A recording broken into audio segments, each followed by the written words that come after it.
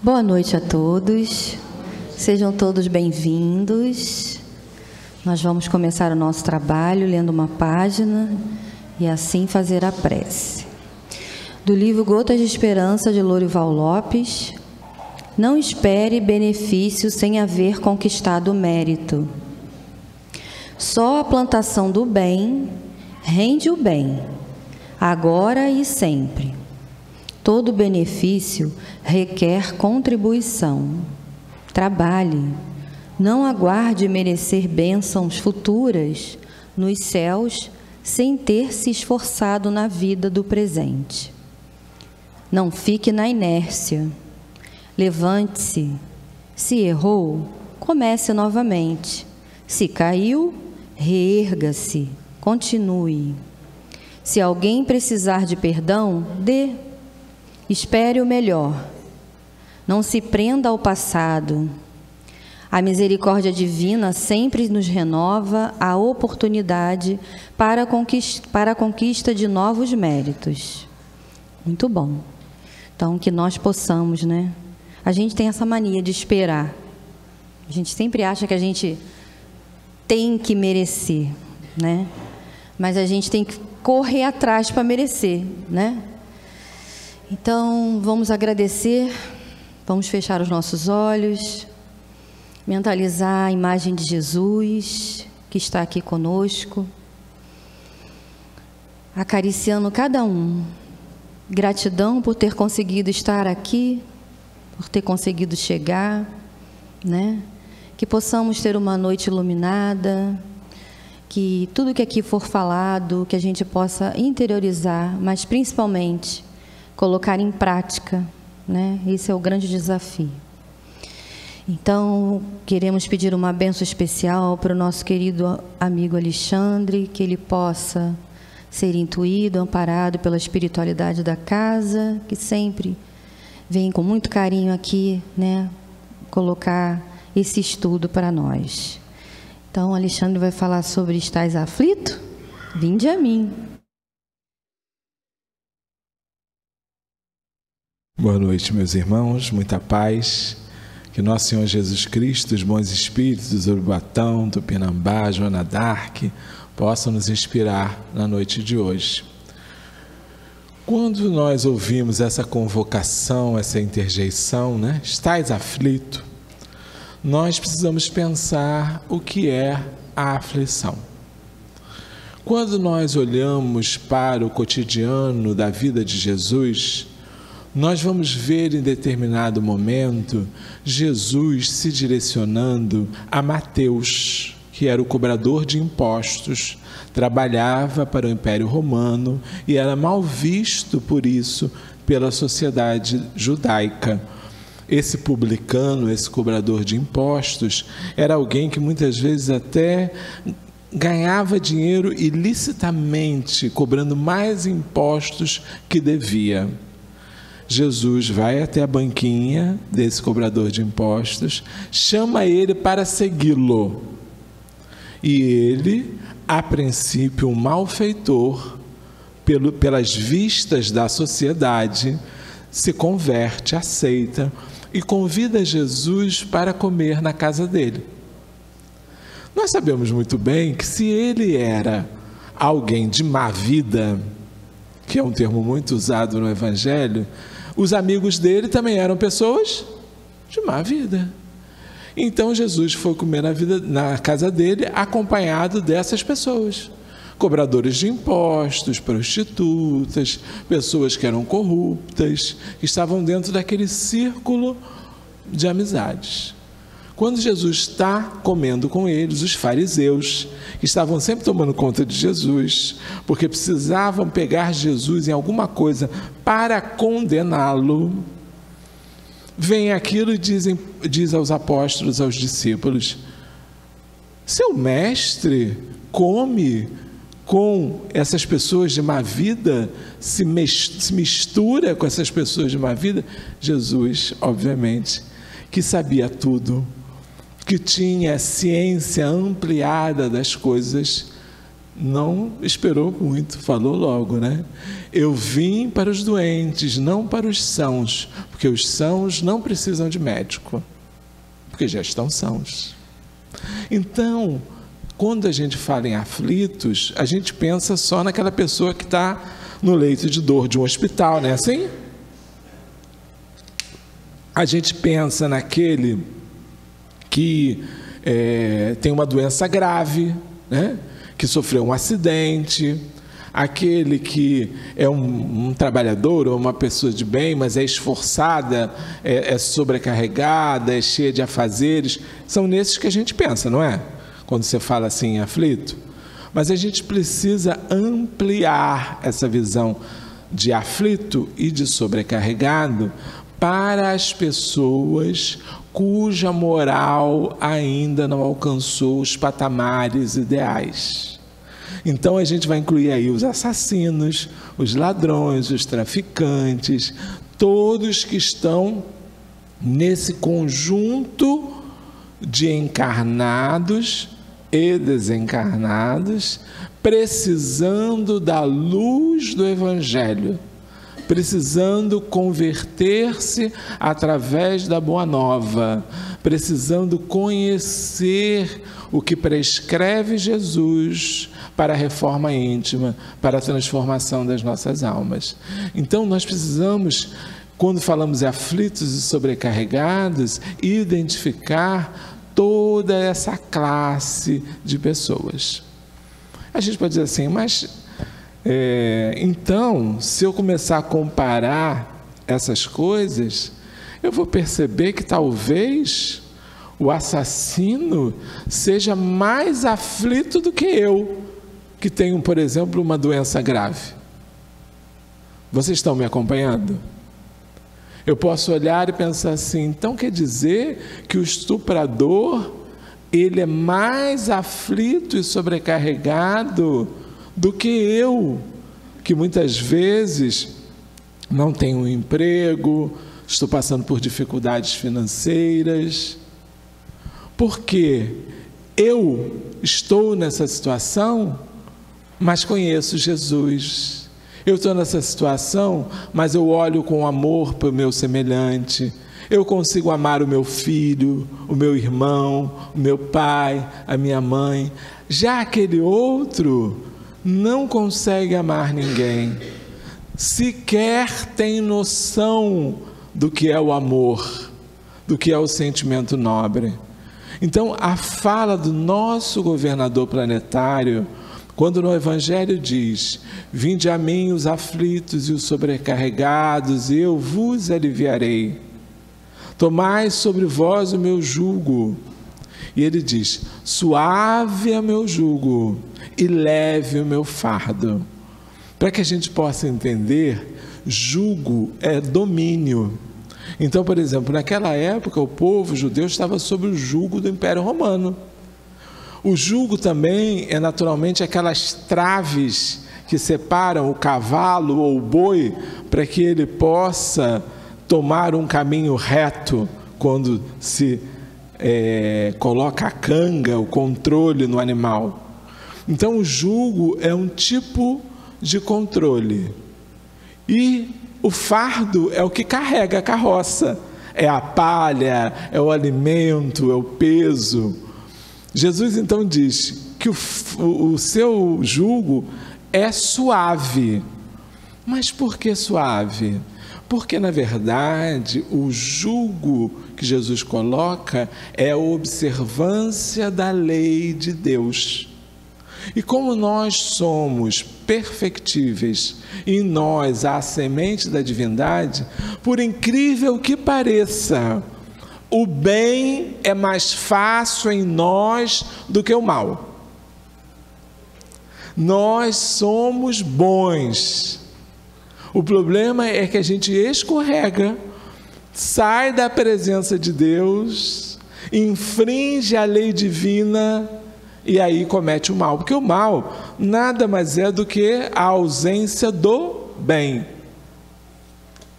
Logo, o jugo leve é fazer o que Deus quer nas nossas vidas. é seguir a lei de Deus. Quando nós, na nossa vida, temos um primeiro impulso de fazer, o nosso primeiro impulso é bom.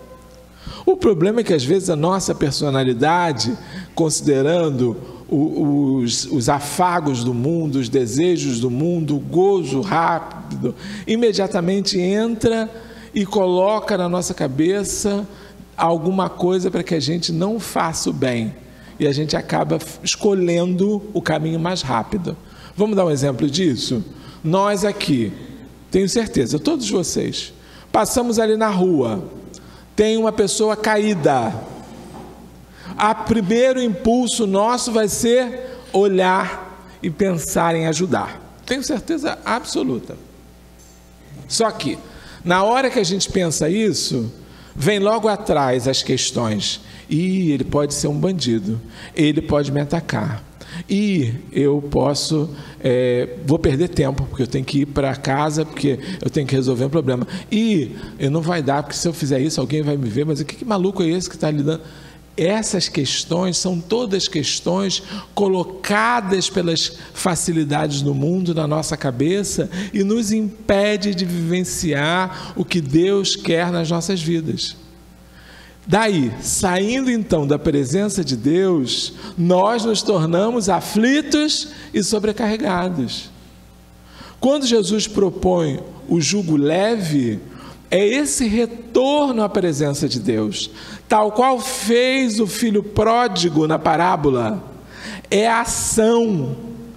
Isso que Jesus nos pede do jugo suave é a gente agir em favor de nós mesmos, é a gente reagir ao acomodado, reagir àquilo que parece fácil, aquilo que nos vai tornar feliz ou alegre, porque a felicidade é um conjunto de alegrias, né? Alegre imediatamente, que traz prazer, mas que não traz resultado positivo, não constrói.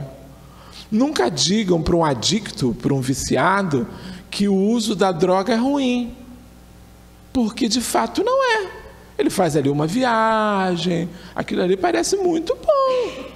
O problema são as consequências que isso gera no organismo físico, mental e espiritual. São as consequências do ato. Ninguém vai dizer, por exemplo, que a prática sexual é uma coisa ruim. Não pode, não é. Ninguém vai dizer que comer é uma coisa ruim. Mas viver só na sexolatria, comer exageradamente, descamba do que é ideal. Passa a ser a experimentação do gozo, da satisfação imediata. Quando a construção do ser exige esforço constante. Então a lei de Deus é aquilo que nos rege e é o bem. Deus fez a lei para todo o universo, o tempo todo estamos submetidos a essas leis. Então quando Jesus propõe, o meu jugo é suave, voltemos à presença de Deus, sigamos a lei de Deus em cada momento, em cada ato. Em segundo, ele diz assim, o meu fardo é leve. Por quê?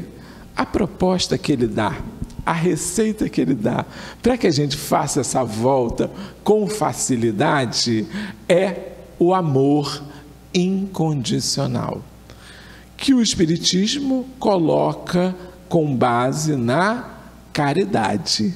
Fora da caridade não há salvação. O amor e a caridade, dizem os espíritos, são esse fardo leve que Jesus coloca. Porque, na verdade, não tem coisa melhor na nossa vida do que a gente fazer o bem. Já experimentaram? Quando a gente faz o bem, não precisa falar, mas traga na sua cabeça.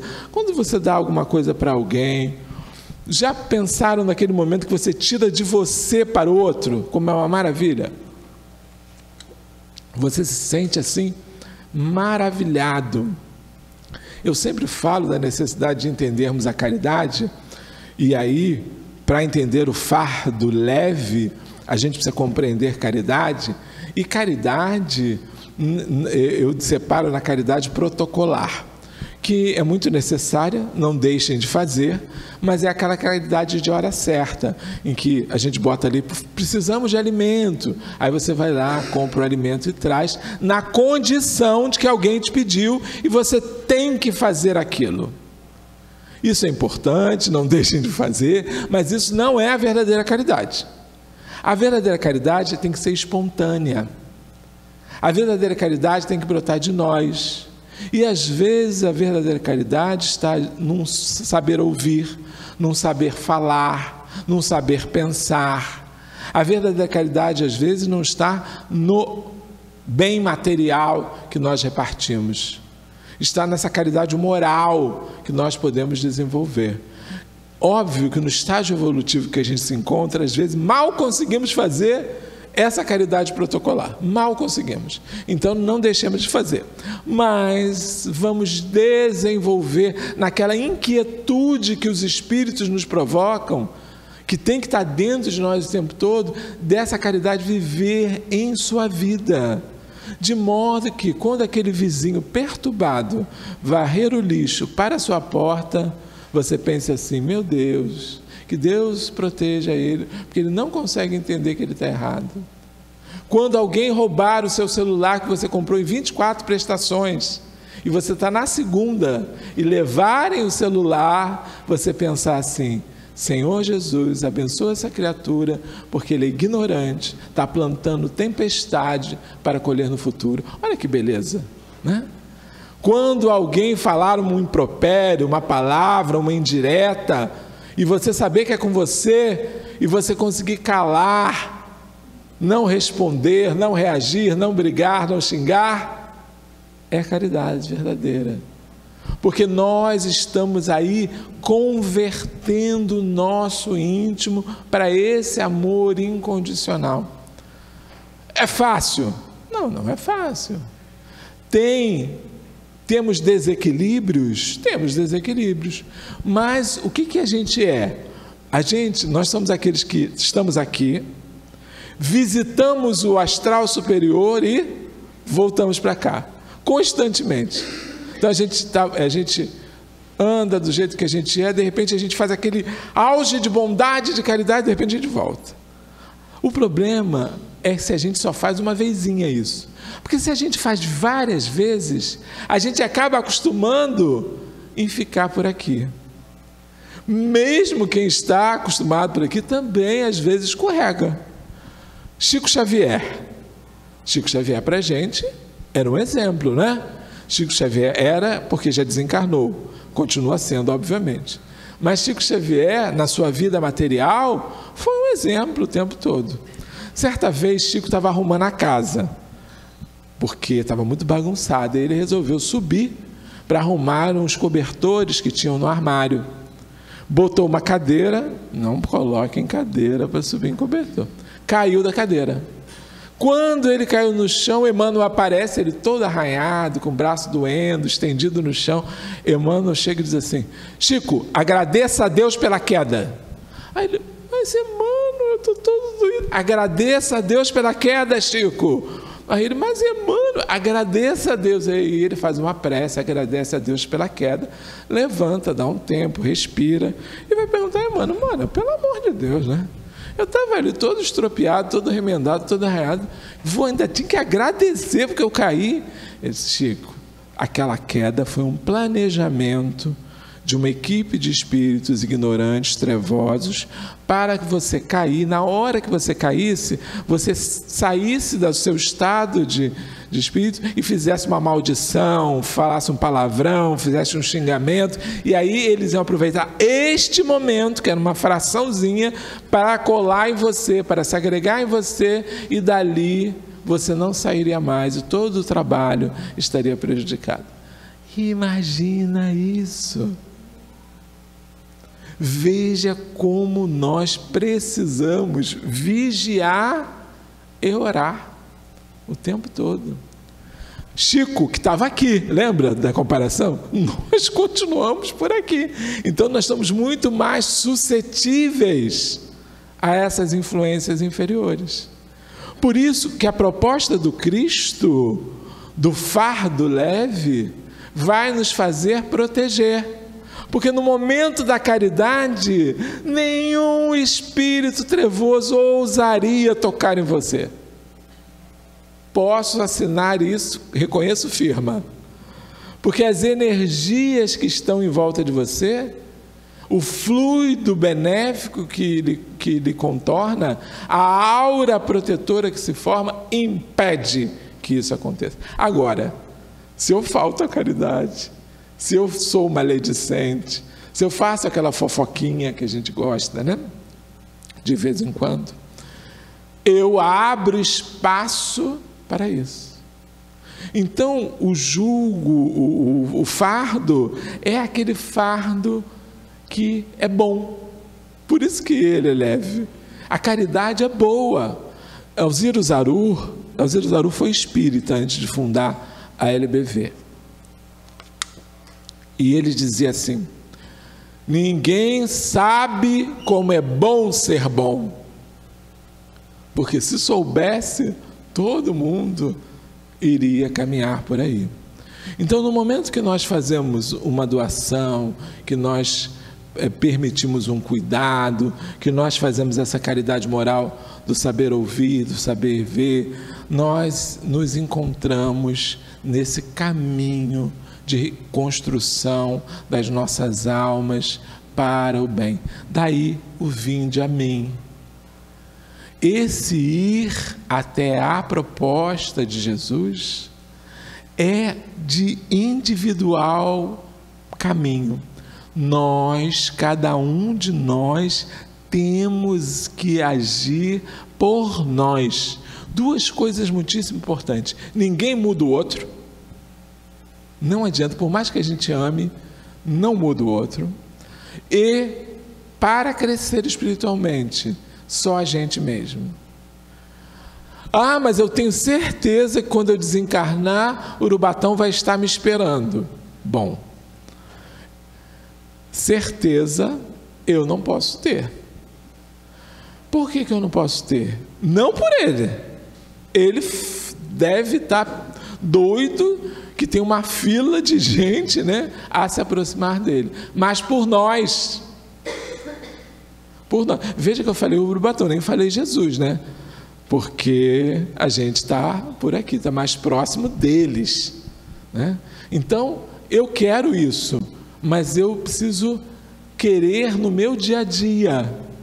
Eu não posso querer isso numa certeza só porque eu frequento a casa espírita, só porque eu recebo o nome de espírita. Não. Eu tenho que querer isso porque eu sou o homem novo. Aí homem, humanidade, homem e mulher, né? Eu sou a pessoa transformada. Eu sou alguém que passa na rua e alguém vai dizer assim: você está diferente. Você agora nem parece a mesma pessoa. O que houve? Aí você vai dizer: ah, não, que agora eu estou frequentando o espiritismo, estou aprendendo, com bastante coragem, né? Porque tem que ter coragem para falar isso, né? Se fosse evangélico, é beleza, eu sou evangélico. Aí a pessoa: muito bem, que maravilha. Mas se você disser que é espírita, seguidor do diabo, satanista, né? Mas tem que dizer para todo mundo entender o que é o espiritismo, né? Então a gente tem que dizer. E diga: eu sou espírita, por isso que agora eu sou assim, porque o espiritismo me ensinou. Ontem eu ouvi um testemunho de foi na sexta, eu ouvi um testemunho que eu gostei muitíssimo, em que a pessoa diz assim: olha, eu era muito diferente. Quando eu conheci o espiritismo, que eu comecei a compreender as verdades espirituais, eu fiz por mim uma conquista. Hoje eu sou uma pessoa totalmente diferente. E ela disse: as pessoas na rua, amigos, conhecidos, vizinhos, dizem assim: fulana, você é outra pessoa. E aí eu digo: você diz que é espírita? Não digo, porque se eu disser que é espírita, eles me separam, né? Não querem mais falar comigo, porque a moda é ser protestante. É isso. Então, qualquer lugar que você vai, que você diga que você não é protestante, que não é evangélico, porque evangélico todos somos, isso foi uma apropriação do nome, né? Esses protestantes, que você disser que é espírita, a pessoa vai, e ela sofre preconceito. Ela falou assim: eu não falo porque eu sofro preconceito. Mas eu disse: mas eles sentiram a diferença? Sentiram a diferença, Alexandre. Sentiram a diferença. Eu fico por dentro satisfeita por isso, que o Espiritismo mudou a minha vida. Então, a proposta central da Casa Espírita, meus irmãos, é essa: reforma íntima. A proposta central é essa aqui, ó. Evangelização de adultos, de crianças. Essa é a proposta central. Agregado, nós temos as atividades mediúnicas, a fluidoterapia, mas a principal proposta é a transformação da criatura. Porque você pode tomar um banho, encher uma banheira de água fluidificada, que não vai adiantar nada se você não for intimamente reformado. Você vai mergulhar, vai sair dali e daqui 5 minutos está tudo sujo de novo. Vai tomar milhões de passes. Quando dobrar a esquina, passou um cachorro, chutou o cachorro, toda aquela energia negativa volta e você volta a ser quem você era. Já a reforma íntima faz a gente se servir dessas agregações. Então o passe vem mais para dentro de nós, fortifica mais a cada um de nós, alimenta a nossa alma. A água fluidificada é remédio seguro, porque eu estou fazendo a minha parte. Eu estou caminhando para o fardo suave e o jugo leve. Eu estou trabalhando para me aproximar de Jesus. Vinde a mim. Isto é uma convocação, é verbo de ação. Vir. Precisamos sair dos momentos em que a gente se encontra estáticos, para entender isso. Aí você diz assim: Alexandre, mas eu já fiz o máximo, né? Tem pessoas que pensam assim, né? Eu já fiz o máximo na minha vida. Eu já corrigi muita coisa, mas tem coisa que não adianta, eu não consigo. Eu digo assim, ó, sempre há espaço para melhorar. Sempre há espaço para melhorar. Não tem idade, não tem momento da vida, casado, solteiro, viúvo, não tem isso. Empregado, aposentado, não tem isso. Todos os momentos da vida são momentos de aprendizado, que a gente deve utilizar como oportunidade. E são constantes, e às vezes são pequeninos e imperceptíveis. É um bom dia que você dá a alguém na rua, que a pessoa não recebia um bom dia há dias, e ela estava ali vazia, querendo um cumprimento, como ela fosse ninguém, e você dá aquele cumprimento para a pessoa, e a pessoa ali se enche de forças, e essas forças, esse ânimo, esse bem feito, sempre retorna para nós. Lei de causa e efeito, ação e reação, lei divina. Tudo que a gente faz, volta para nós.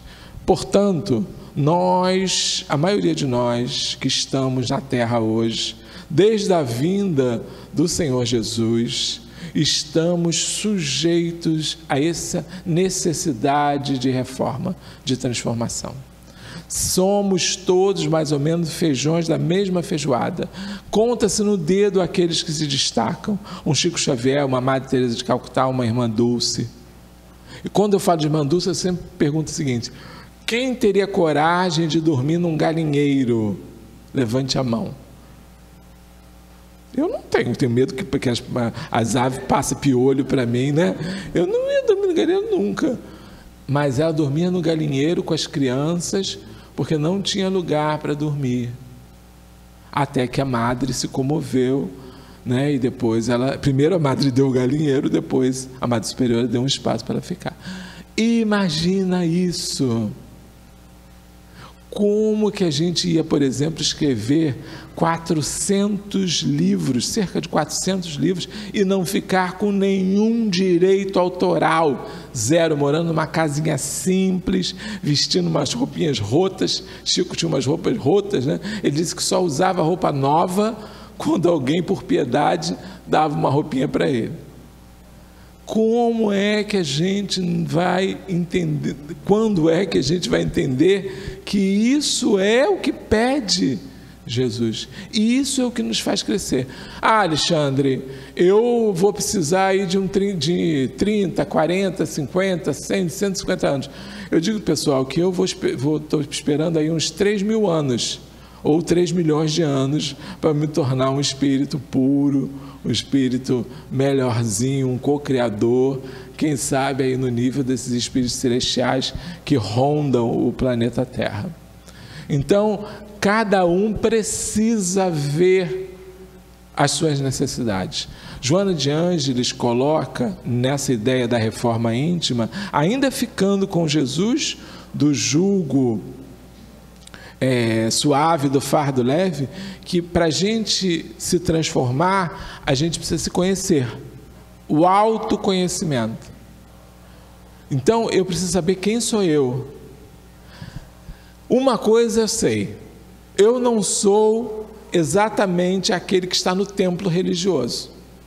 Estou contando aqui a maioria de nós, sem fazer julgamento de ninguém especificamente. A gente não é esse que está aqui. Calmo, tranquilo.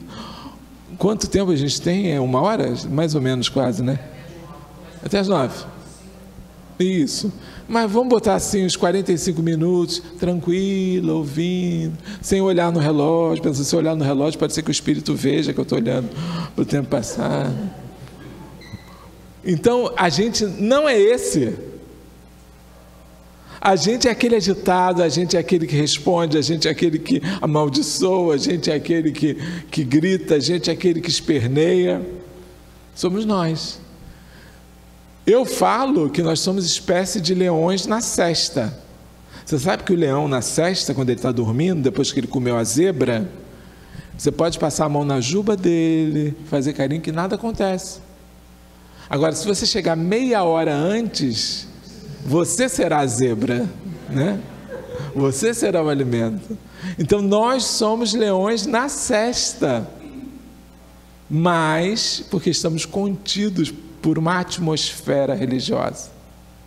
Outro dia eu vi uma pastora falando, e eu achei interessantíssimo isso, que nós precisamos esquecer a ideia da igreja, do templo físico, para entender que a verdadeira igreja é a nossa composição, é membro a membro, é pessoa a pessoa, certíssima ela.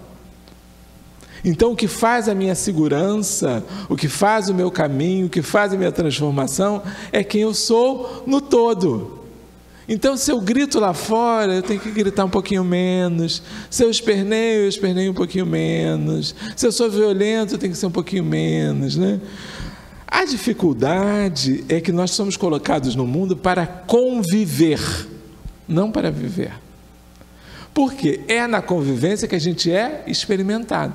E às vezes você está naquele dia de esforço, você diz, hoje é dia de centro espírita, eu tenho que ficar bom para os espíritos não perceberem a energia negativa.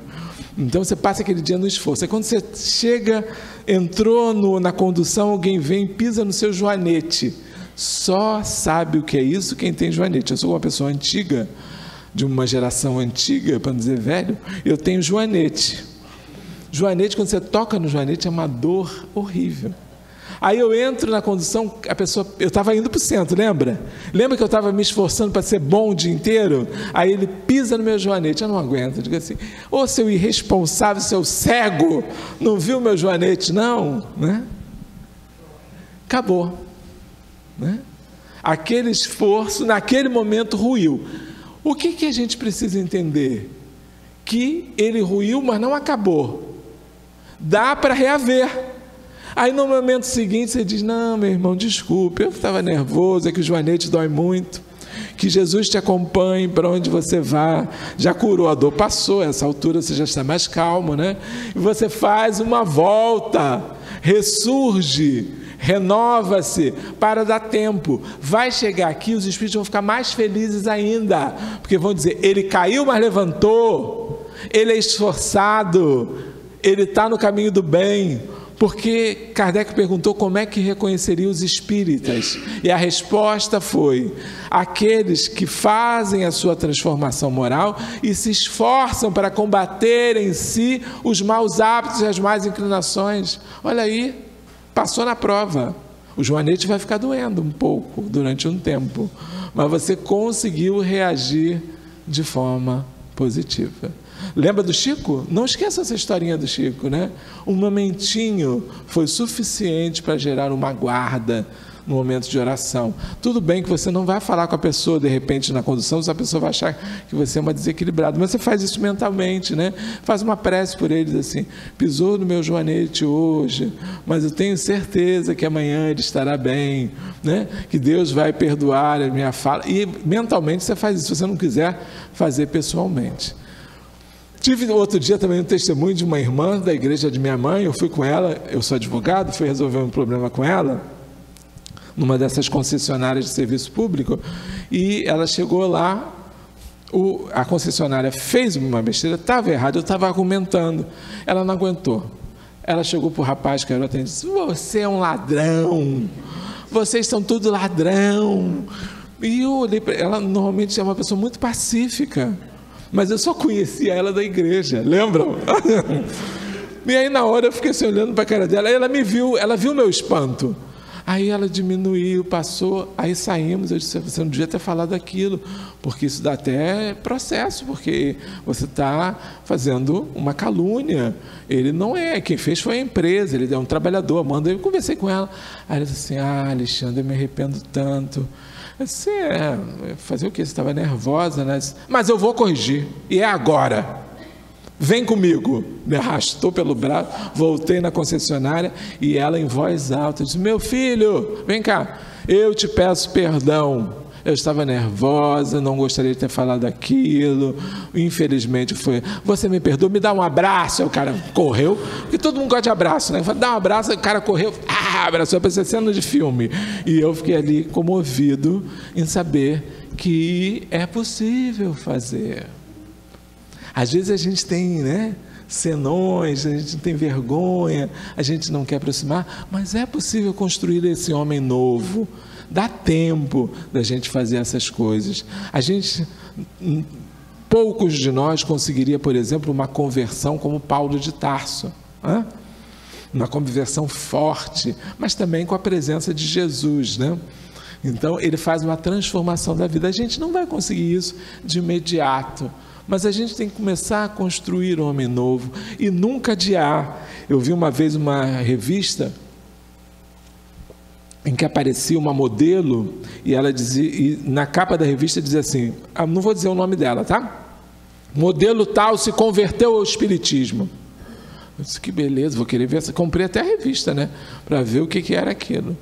E aí ela dava uma entrevista. Aí eu disse: a primeira pergunta do repórter foi: por que você se tornou espírita? Isso é muito fácil. Eu já na vida já fiz de tudo errado. E o espiritismo diz que eu posso pagar em prestações.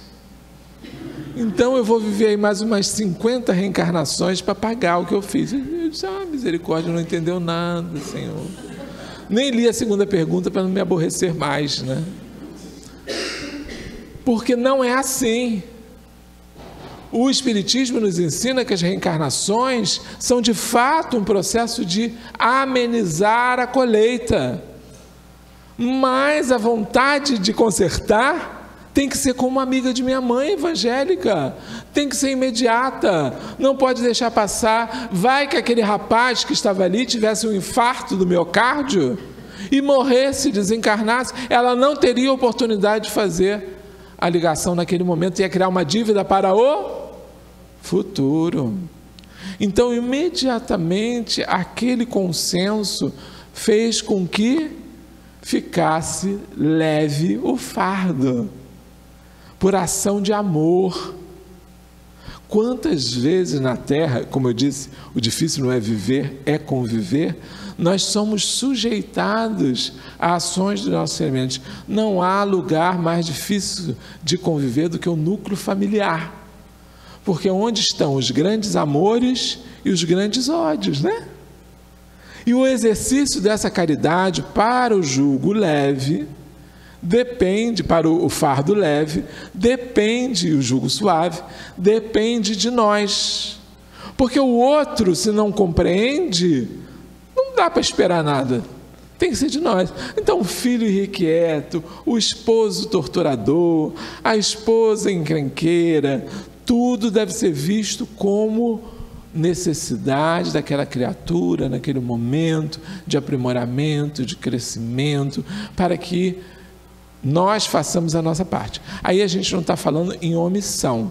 Por exemplo, ninguém precisa ser sujeito a colocar a cabeça para que o outro corte. Os espíritos usam esta comparação. Não é isso. Mas é lidar sem revidar. É lidar sem prejudicar. É entender que aquela criatura foi colocada na sua vida com propósito. Sempre há um propósito. Do bom e do ruim. Você diz, mas eu tenho uma irmã que eu amo profundamente. Ô pessoa boa. Ela faz tudo por mim. Mas eu tenho uma outra que é o cão chupando manga. A gente não se fala há uns 20 anos. Ligue para ela assim que chegar em casa. Faça a busca, a reconciliação, porque aquela que te ama já amava antes. Não tem muita coisa para ajustar. Ela está ajudando a tua vida e você ajudando a dela. Mas aquela que você não gosta, aquele que você tem aversão, é aquele que você precisa ajustar alguma coisa. Então a gente pode dizer que esse caminho que Jesus propõe no Vinde a Mim, tanto o fardo, tanto o jugo suave, que é o cumprimento das leis, quanto o fardo leve, que é o amor incondicional e a caridade, são difíceis de fazer? São? São, gente. São, porque é a gente. Dificuldade por nós, porque nós não conseguimos ainda, mas precisam ser vencidos, e só mediante esforço. Por isso, o esforço em combater, o esforço em vivenciar, os espíritos sempre vão nos consultar a esforço. Uma outra coisa que a gente gosta muito, que muita gente vem buscar no espiritismo e não encontra, porque a casa espírita não tem isso, é o facilitador da vida, da nossa vida, que a gente espera que os espíritos guiem as nossas vidas. E a gente toma esse guiar como fosse um boneco de marionete que se botasse para fazer as coisas que têm que ser feitas. Isso não vai acontecer. Os espíritos seguem o mando do Cristo, e Jesus deixou claro no Evangelho: nós crescemos por mérito. Então, se alguém fizer por nós, está quebrando o mérito. Não dá. Tem que ser a nossa parte. Então a gente vai para a casa espírita e diz assim: não, eu vou lá fazer uma oração forte, tomar um passe forte, vou sair de lá e todos os meus problemas estarão resolvidos. Não estarão resolvidos. O que o Espiritismo te dá? Ferramentas. Essa é a grande questão. Ele te fornece ferramentas. Quando a gente hoje, nessa nossa conversa, nós já deixamos escapar várias ferramentas aqui. E cada um pode pegar essa ferramenta para si e entender como é que lida com ela. Como é que faz com que ela facilite o teu crescimento espiritual. E lembrar que reflexões na instituição espírita, estudos, palestras, o nome que a gente quiser dar, tem que caminhar sempre por uma troca de pensamentos, de reflexões, de condições de aprendizado, cada vez mais. Não adianta nada a minha vinda aqui se vocês não tiverem aí na cabecinha de vocês movimentado alguma coisa, pensado: realmente preciso ligar para aquela pessoa, acho que ele está certo, quem sabe, né? E se ela me der um fora, aí eu dou outro nela? Não. Se me der um fora, eu respiro e digo: olha, sabe o que é? Que agora eu estou frequentando o Deus, Luz e Verdade. Um rapaz, olha, um senhor esteve lá e disse que eu deveria pedir, pode botar a culpa em mim, não tem problema não, deveria pedir perdão. Quem é esse? Não, você não conhece. Não dá meu endereço, pelo amor de Deus. O que a gente faz com isso? A gente movimenta coisas. Vir para a casa espírita, ouvir, estudar o ESD, fazer tudo, e não aprender nada, não colocar nada em prática, não combina com Jesus, não combina com a proposta espírita. O espiritismo, de fato, quer pessoas transformadas. No primeiro ensino, Joana de Ângeles nos falou sobre o autoconhecimento. Lembra? A gente descobrir quem a gente é. Falei do leão na cesta. Aí, em seguida, ela pede a autoiluminação. Pede não, recomenda. A autoiluminação. Que é esse momento em que a gente começa a ser diferente. Em que a gente começa até a dar conselho. Alguém chega e diz, olha, eu ia fazer, não faça isso. Dá o livro dos Espíritos, dá o Evangelho para a pessoa, né? Chama para frequentar a reunião. A gente já está no segundo patamar, em que a gente consegue passar para o outro verdadeiramente o que a gente aprendeu. Então, o primeiro, o Espiritismo entrou em nós, depois o Espiritismo sai de nós, pelos atos, palavras, pensamentos, aconselhamentos, exercício de virtudes. Oi, querida. Mas quando a gente, por exemplo, mora com uma pessoa que é muito difícil mesmo, e a pessoa só te ataca, e você não faz. Não tem solução, tem que, porque assim, eu vou te dizer uma coisa, eu não posso saber o seu caso específico, mas eu vou generalizar, tá? Ninguém recebe mais do que mereça. Então, é uma outra coisa que tem que cair a ficha para a gente. Se a gente está numa situação muito difícil com alguém, porque a gente merece. Algo daquilo vai ajudar a gente. Aquilo ali pode ser um trampolim para a gente pular para uma esfera espiritual. Quem sabe não é o passaporte teu para o nosso lar. Aí vai valer a pena, não vai? Mudei a perspectiva, viu? Nada como nós pensarmos no que vem de melhor. Mas tem gente assim mesmo, que não tem, aí a gente tem que ver como é que lida com aquilo. Lidando, às vezes tem gente que quer se afastar. Eu digo assim, se afastar é perigoso, sabe por quê? Quando a gente se afasta, vai ter que pegar lá na frente. É a mala que você largou e vai ter que pegar aquela mala lá na frente. Então, pelo menos, você já conhece, sabe os gostos, sabe as manias, sabe os mal-quereres, está acostumado. Então, vamos levar até o final, que aí poupa o futuro de tragédia.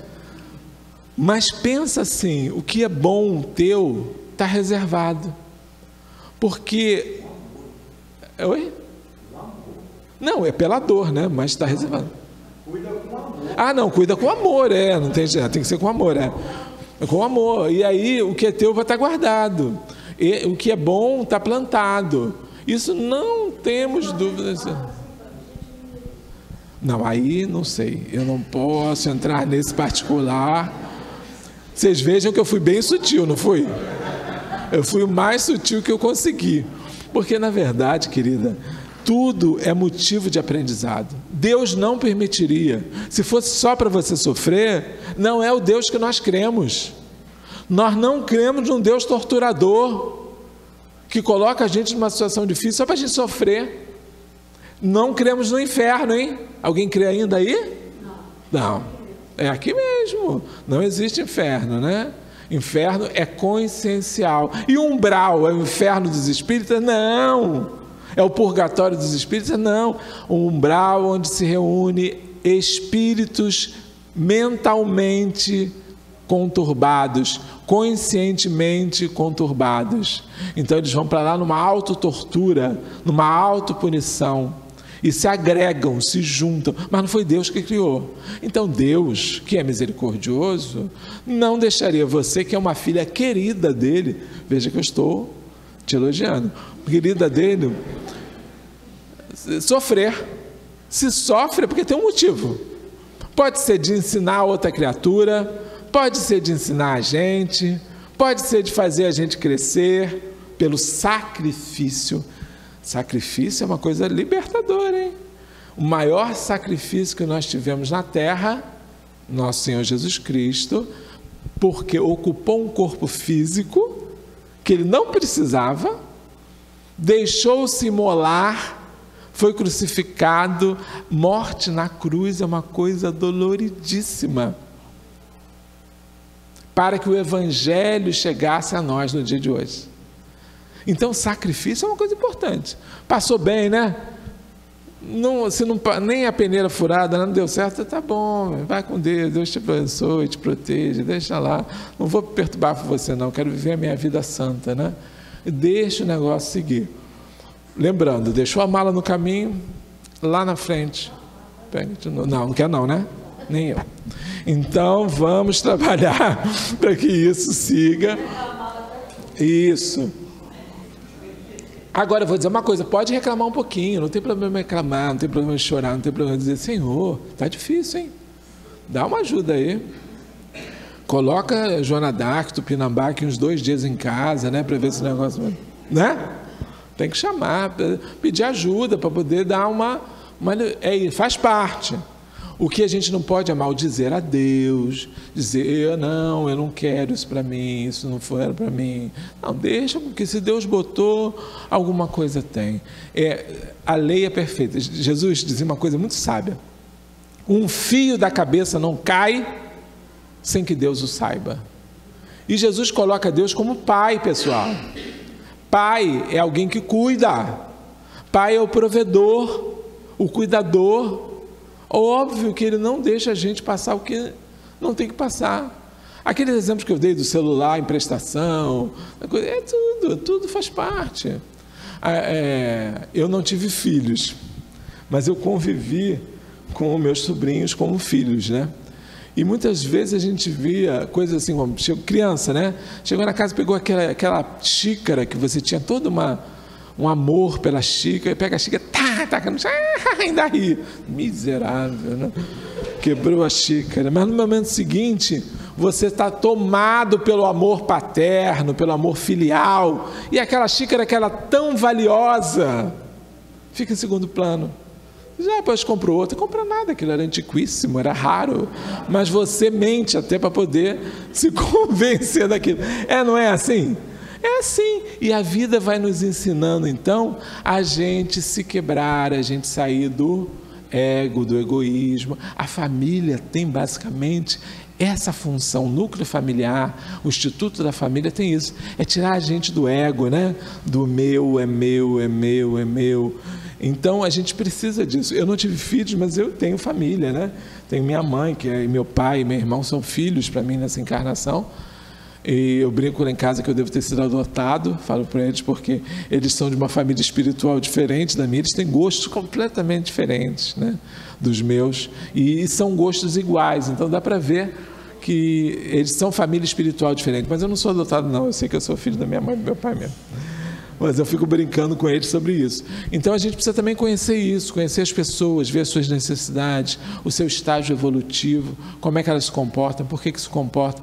Isso, os espíritos dizem que a caridade que está dentro na proposta do fardo leve, ela se compõe de benevolência, indulgência e perdão.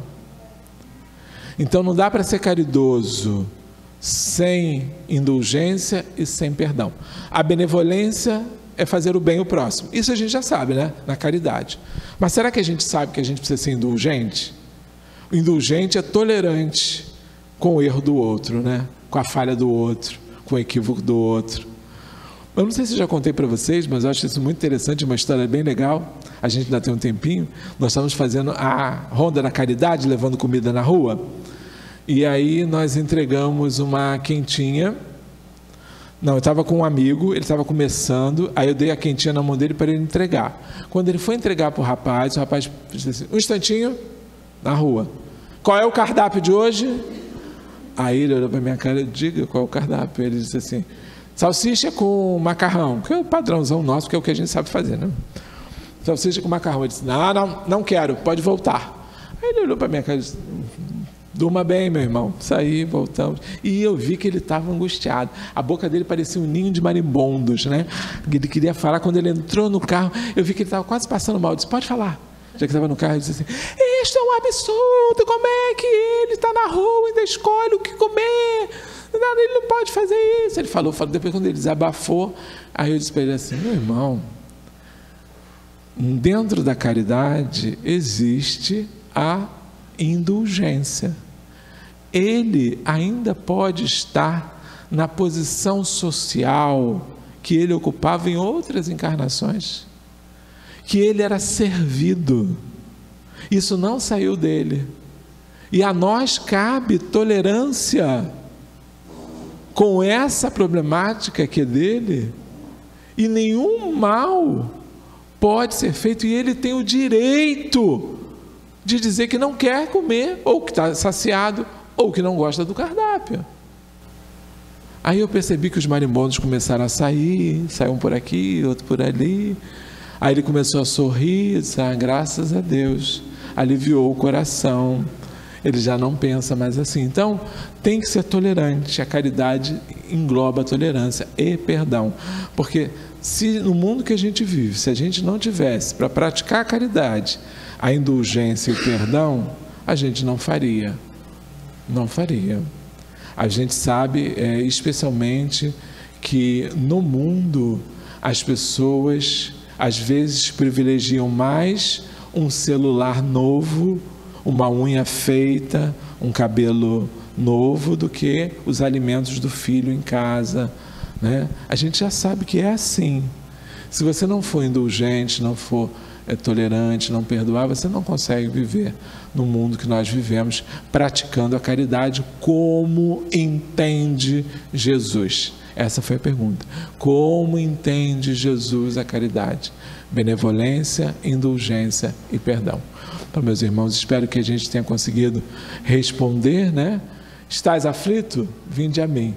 Jesus está pronto a nos receber o tempo todo, através dos seus mensageiros, sempre que precisamos. Não tem hora, não tem momento. Roguem, peçam ajuda, ela virá, mas façam a sua parte. O vinde a mim é um chamado de ação. Nós precisamos fazer a nossa parte. Muita paz.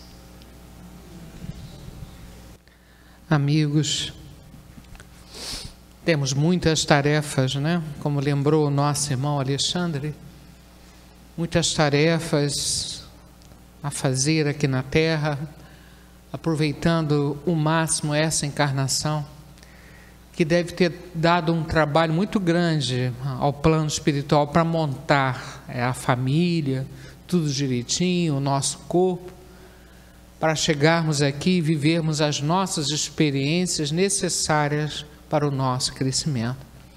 Não podemos desperdiçar a chance.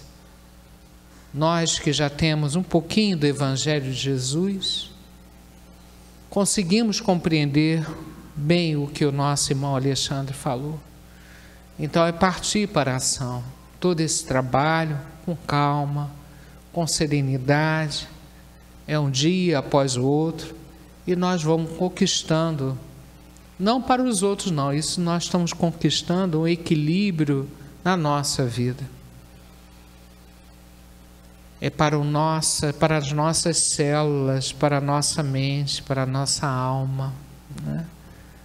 Nos tornar pessoas mais equilibradas, melhores, mais caridosas, e tanta coisa a ser desenvolvida, só é um acréscimo de luz, de harmonia para nós, né?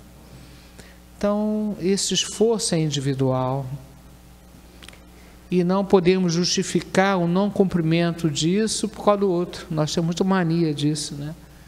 Nos colocar na posição de vítima e botar a culpa no outro. A gente está perdendo tempo. Vamos investir em nós, né?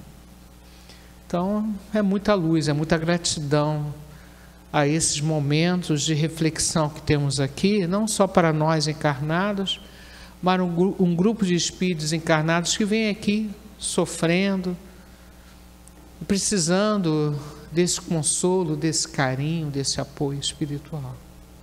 Que bom que estamos aqui hoje, e que bom que nós podemos exercitar um pouco de caridade, um pouco de benevolência quando oramos. A oração é uma caridade tão profunda e tão fácil, né, e simples ao mesmo tempo. Quando nós oramos por alguém, nós estamos gerando energia e nós espalhando para fora. Então é agora Essa parte do nosso trabalho é a parte das orações, onde nós vamos agir sobre o fluido cósmico universal à nossa volta e vamos direcionar o nosso pensamento para aqueles que nós amamos, primeiramente para aqueles que desencarnaram e que nós temos a certeza que estão em algum lugar no plano espiritual e estão ligados a nós nesse momento. Nós que estamos prestando uma homenagem, fazendo uma ponte no coração deles, matando um pouco essa saudade, abraçando mentalmente esses irmãos. Muitos deles às vezes vêm nos visitar aqui, né? Recebendo pessoalmente essa energia, essa prece. Hoje o nosso irmão Eduardo Lipe de Magalhães, ele fez um ano, não hoje, mas no dia 3, ele fez um ano que voltou ao plano espiritual. Um irmão conhecido da casa, um irmão de muita fé, que trabalhou muito na caridade, né?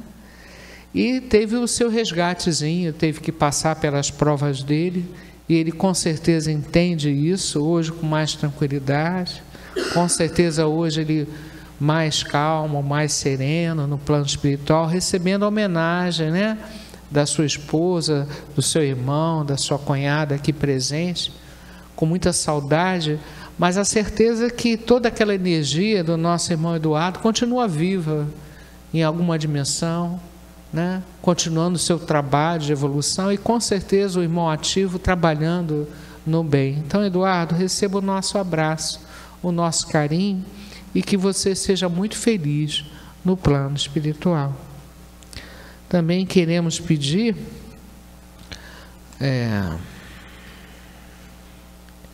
o nosso irmão Orlando Vicente de Albuquerque, né? Faz um ano que o nosso irmão desencarnou também, que ele receba todo esse abraço de sua família, de todos nós aqui, para que ele no plano espiritual também continue a sua caminhada, seja muito feliz, estude o Evangelho de Jesus e procure trabalhar no bem. Como também o nosso irmão Ícaro Antônio Passos, né? Passou por uma prova difícil, ele conseguiu vir à nossa casa aqui pessoalmente e depois retornou ao plano espiritual, cumpriu a sua missão. Que ele receba o carinho dessa casa, dos mentores, dos amigos, e que ele seja muito feliz.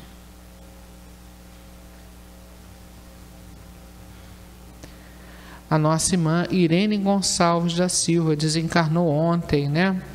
É mãe de uma frequentadora aqui da casa, cumpriu a missão dela, estava numa situação bem delicada, Deus teve misericórdia e ajudou a nossa irmã Irene Gonçalves da Silva a se desligar da matéria, cumpriu a sua missão com dignidade, que ela volte ao plano espiritual com muita luz, com muita paz no coração, recebendo o carinho dos irmãos dessa casa.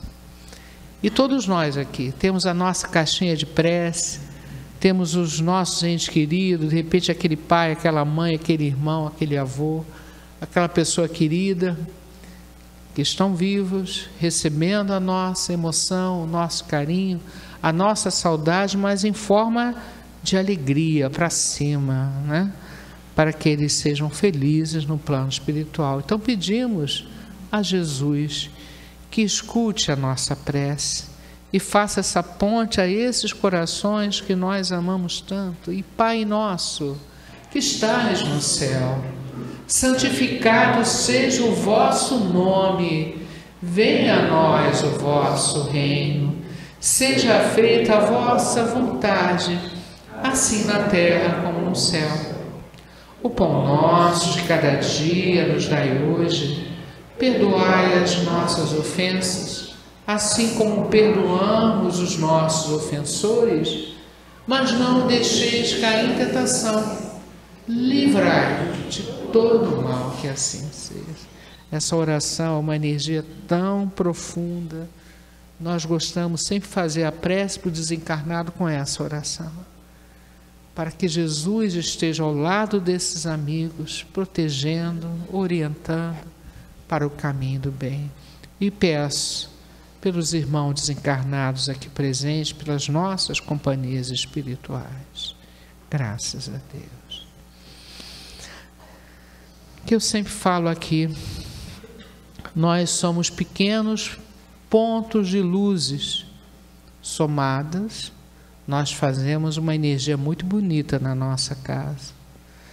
E essa energia cresce com o amparo dessa equipe espiritual linda, maravilhosa, os mentores da casa. Então nós transformamos nesse momento esse salão num grande sol de amor. Um grande sol que irradia calor, amor, consolo para muitas pessoas aqui e fora daqui, aonde essa energia puder chegar. Nós direcionamos essa energia para onde primeiro? Para a nossa casa, o nosso grande laboratório, né? Onde precisamos desenvolver a harmonia, a paz, a compreensão, tudo aquilo que a gente escutou hoje aqui com o Alexandre, é dentro de casa que começa, é no ambiente de trabalho, é na nossa comunidade, e aí vai espalhando essa energia aonde ela puder chegar. E essa energia, como sustenta, de repente, a nossa comunidade, a gente não sabe. Como ajuda irmãos desencarnados que estão por aí. Então, esse ponto de luz que é esta casa, que gera essa energia bonita de socorro, de amparo, aonde ela puder ir, né? Então, que Deus possa abençoar todos os endereços que nós colocamos na caixinha de irradiação. Tenham certeza que essas casas são visitadas pela equipe espiritual daqui e eles ajudam no que for possível, se o ambiente também permitir, se as pessoas permitirem, né? Então, essa energia parte de aqui com muito carinho, em direção aos nossos lares, em direção a todos os endereços, e o máximo que ela puder circular por aí, né? Graças a Deus. E também precisamos de saúde. Tudo que é falado aqui nas segundas-feiras, nas palestras, isso é prescrição, né? Prescrição médica, vamos dizer assim. Porque tudo isso que nós falamos aqui, que o nosso irmão Alexandre falou, isso traz paz para nós, traz saúde, traz harmonia para nossas células, para a nossa mente. Nós estamos vivendo um momento tão difícil, como o Alexandre falou, no planeta, e precisamos ter saúde mental para poder digerir, né, administrar as situações difíceis do mundo. Então, tudo que foi dito aqui é uma dica para mantermos o nosso equilíbrio mental, espiritual, né, físico. E pedimos então a Falange Bezerra de Menezes, por que não? Pedimos a Falange dos amigos médicos no plano espiritual, trabalhadores da área da saúde, para que traga para nós, a cada um de nós aqui que tem a sua luta, estamos na matéria, sempre tem alguma coisinha para melhorar, né?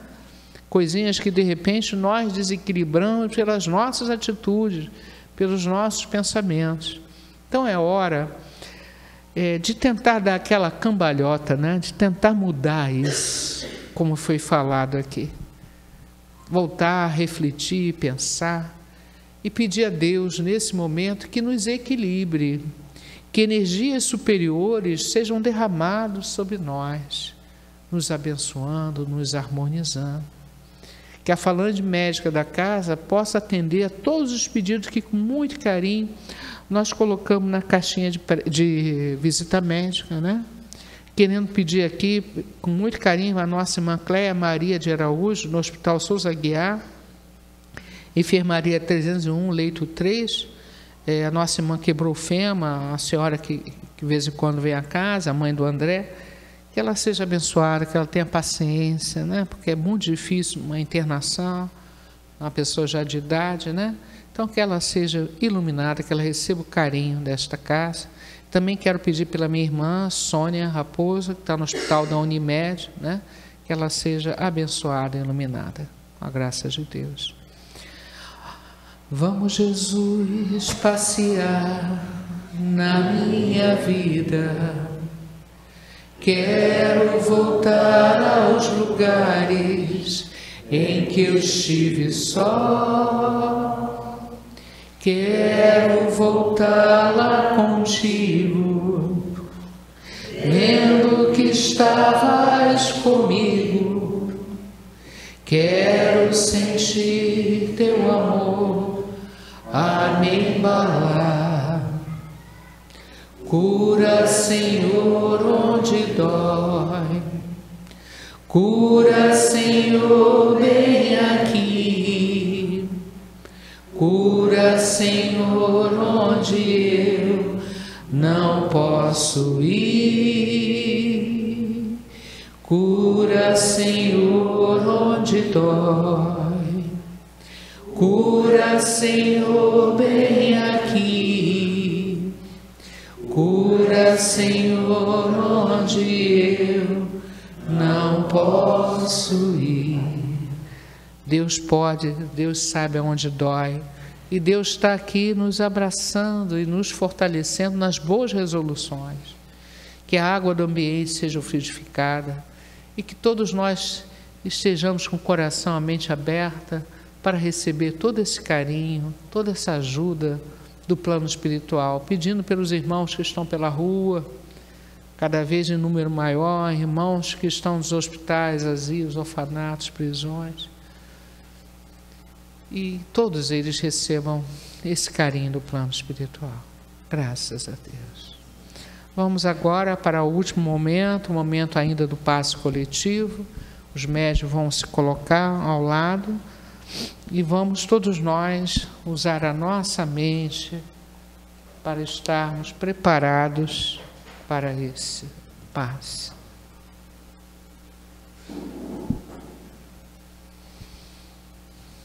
Elevando o pensamento a Jesus, vamos abrir o nosso coração, a nossa mente. Senhor, tua luz traz imensa paz, tu és a verdade, o caminho, porto seguro das aflições, amparo ao sofredor, suave é o jugo do teu amor, ó bondoso Senhor, suave é o jugo do teu amor, ó bondoso Senhor. Essa bondade do nosso Pai, de Jesus, de Maria, de tantos amigos, sempre nos alcança. Possamos deixar que essa energia esteja mais perto de nós, nos ajudando a nossa caminhada. Possamos hoje, ao encerrarmos a sessão, sair daqui com muita gratidão a Deus, pedindo força e coragem para mantermos o nosso equilíbrio lá fora o maior tempo possível, né? Levando muito amor para a nossa casa. Eu quero pedir uma bênção especial ao nosso irmão Alexandre. O Alexandre é um amigo desta casa de muitos anos, né? E amanhã ele faz aniversário. Então eu peço a Urubatã, Tupinambá, Joana d'Arc, todo esse grupo dos 100, ele tem uma missão bonita no movimento espírita, está à frente, né, de um setor muito importante. Então que eles sejam sempre inspirados, porque não é fácil, né? Porque a gente lida com pessoas, né? Ninguém aqui é perfeito. Então que ele seja extremamente abençoado na sua missão, no seu trabalho, né? Com muito carinho, com muito amor. E a todos nós aqui, possamos retornar aos nossos lares com muita alegria. Gente, uma boa noite. Lembrando do estudo, como é importante, o culto do Evangelho no lar. Lembrando da nossa sessão de quinta-feira, às 3h da tarde. Lembrando das nossas operação espiritual, primeiro sábado de agosto, as inscrições já estão abertas, né?